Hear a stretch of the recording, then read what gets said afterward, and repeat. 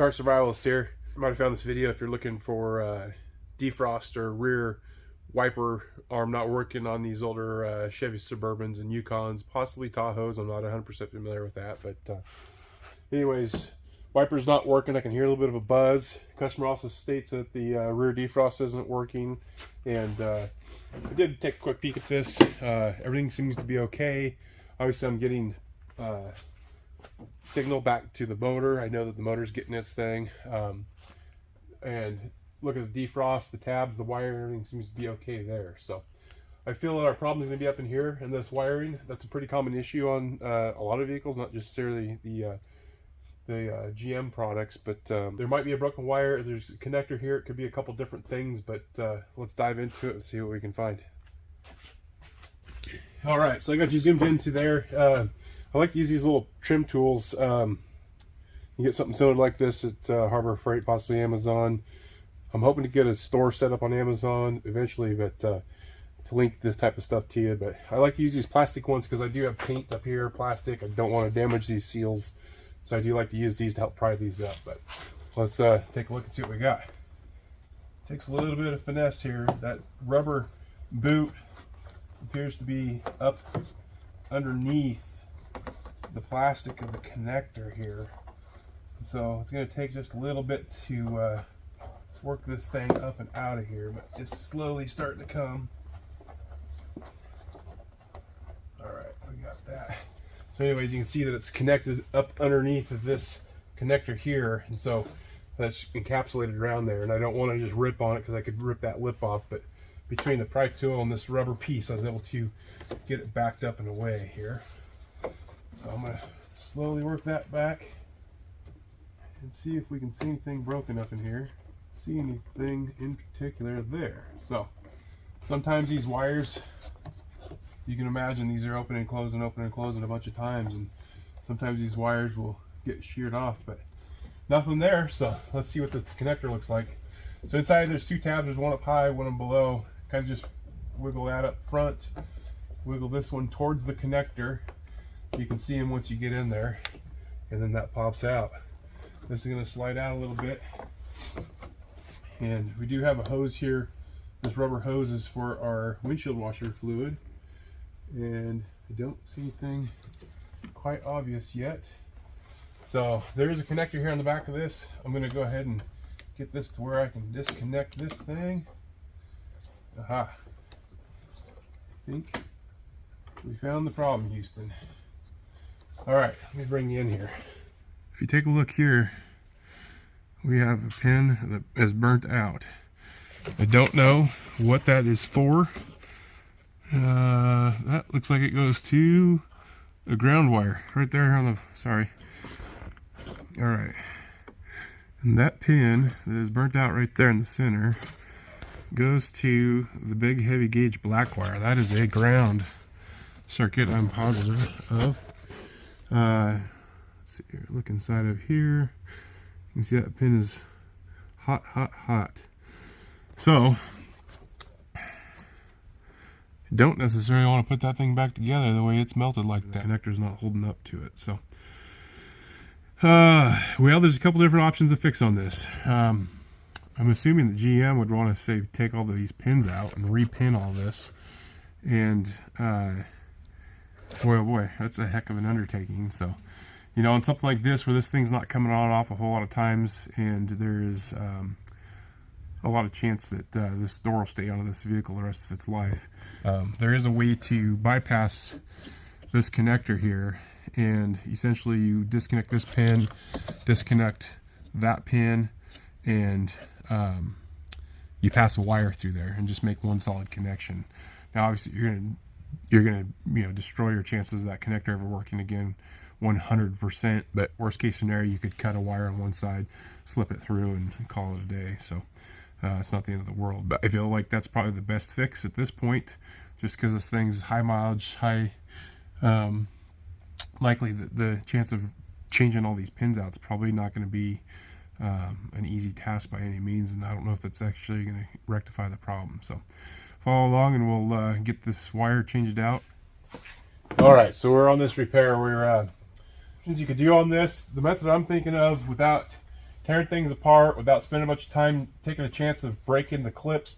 This little blue retainer would have to come out to get this one out, and vice versa on the other side there's a blue retainer. Not going to make a big deal. So I am going to leave just a hair on there in case at ever some point somebody's going to go back in here and repin this connector. I called the customer, I explained to him what's going on, and I talked to him about an option for bypassing this pin out here, and he was okay with that. So that's what we're going to do. That's some pretty good insulation on that wire. So what we're going to do, I've got some 12 gauge here, primary wire, black in color, so it matches. I went and picked up some of these butt splices, 12 gauge. I usually have. So I'm going to match that on this side. I'm going to cut this other connector off, this other wire here, and just be careful not to touch or cut any of the other ones. So there's not a ton of room on this other side to play with, but there should be enough. So what we're going to do here is we're going to go ahead and I can kind of flex it a little bit just because of where it's at. I'm going to strip this back.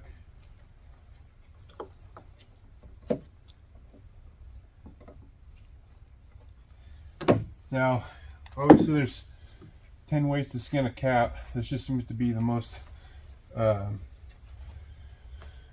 straightforward repair that I can think of. So what I'm going to do is bypass that pin and this pin, and I was looking in this connector, and I might have to get you a close-up shot here in a second, but I was looking at this connector, and there's a spot right here that this will go through with no problem, and it'll tag up inside of here so that it's out of the way. It bypasses everything. This goes up into here, connects to that, and connects to that. Everything's happy. So we're going to do a 5/32 drill. I'm just going to easily go in from this side just so I can see it and do it on my own terms here, just like so. And that goes right next to that hose. I did call the dealership. Dealership does not have, GM does not show a repair kit for this. They checked a repair kit for just the connector and also a actual replacement harness, and neither one are available. So they didn't confirm yes or no if there was even a kit available, but they did say that there's nothing currently available. So without further ado, what I am going to do, and I explained this to him, is that I wanted to, that does come out a little bit further, so that's nice, just off of trial and error.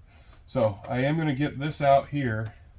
What I told my do is I'd loop it one time so that they have some adequate room for repairs, and then I'll pull this back in a little bit without loop. But got my 12 gauge yellow connector here and my crimpers. These ones happen to be by Snap-on. There's a couple different companies out there that make them, but find the ones that work for you and use them. So I always like to do a physical check on that connector, make sure it's tight. I'm going to do the same up on this one and get that lined up. Everything's in there. I'm a little odd and I like to match my crimp mark so that they're all the same. I will get that heat shrink real quick. So the beauty of these heat shrinkable seal connectors is that they do seal up. They're considered a marine grade, and they have a heat shrink tendency to them, but they also have a sealant that goes inside. But you can see this actually heat shrinks down. If you look really close on the end, I'll steady my camera, there's glue coming out the end of that heat shrink. And so it's a physical bond between the crimp of the wire, and there's also a little bit of a glue sealant, but it keeps the moisture out. So, and you can see here, even on the bottom where I did puncture the sealing housing, that it did squirt some glue out, so it's sealing any punctures and holes that might have happened. All right, so we're going to continue on with this. Like I said, I'm going to leave a loop inside of here just so that future repairs, if this door ever comes back off for any reason, it can be easily replaced and lengthened essentially. So All right, so we're gonna get this other side done. I'm gonna trim that here. I'm gonna strip this back. Get my next connector here. All right, so we're gonna take this next butt connector. You can see that that wire protrudes through there just nicely. I'm gonna get that set up on there. And do another crimp here. All right, I can do a physical check, and then I'm going to pull my other wire out. We might have to play with this just a little bit, just because I don't want an excess amount of wire in here, but I need enough to make sure that the job is being connected correctly here. So we're going to get that guy in. It is a little bit tight in here. That's part of the reason I'm deciding not to do a solder job. Sometimes by the time that you get a gun in here and you get everything balanced up, and boy, it's just a nightmare sometimes by yourself. So get that nice and tight. Physical check, we are good.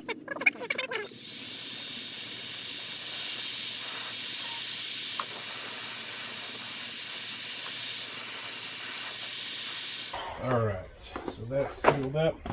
Sometimes I do like to put these things back together while they're still warm, because that connector is going to be malleable and move around for me while I get it all back together. So I'm going to put my connector back together here. Get that clip. You got to watch that clip up on top. Ooh. All right, everything's warm up there. All right, so clip up there. I'm going to take this wire and pull it back through so that I have a nice clean transition here. I'm going to take that and I'm going to wrap that up inside of this boot so that I have, just kind of work with it here.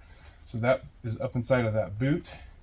And then these guys, I found that it's easier to manipulate this boot back on now, and we'll just snap this thing back in. So this, it is a little bit of a stuff. We are putting extra wire in here, so it's probably not the most ideal situation, but the nice thing is once the repair is done, short of tearing this thing apart like we just did, you're not going to know that it's even in there. So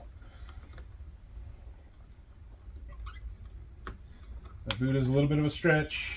Of course, it's warm now, so that helps a little bit. Get this thing up and over that lip. All right, we're getting there. Kind of work it away one side at a time here. All right.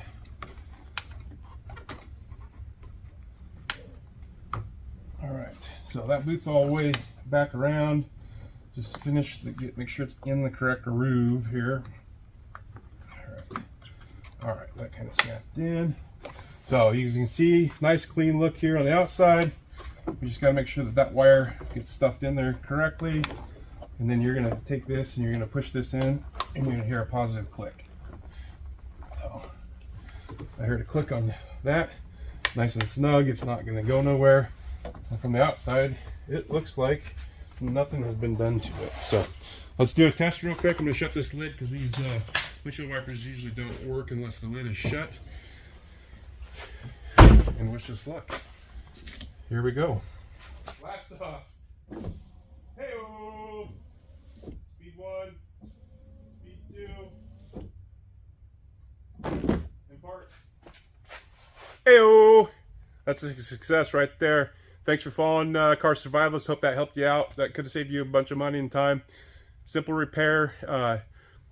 It's not perfect by any means, but it would definitely get you by for who knows how many years, until this gate has to come off, or the auto body shop, but you know, short of replacing that connector, if you could possibly find one at a junkyard and so on and so forth, it's still a problem. That connector is not significant enough to draw the type of load that this wire's carry, and obviously you can see that the connector wasn't happy about it. So you might be able to get away with it, you might not, but I know this is a fix. It's solid, it's not going anywhere. I use the appropriate size connectors, appropriate size wire, everything's going to be just fine. So like and subscribe, and thanks for following Car Survivalist. Have a great day.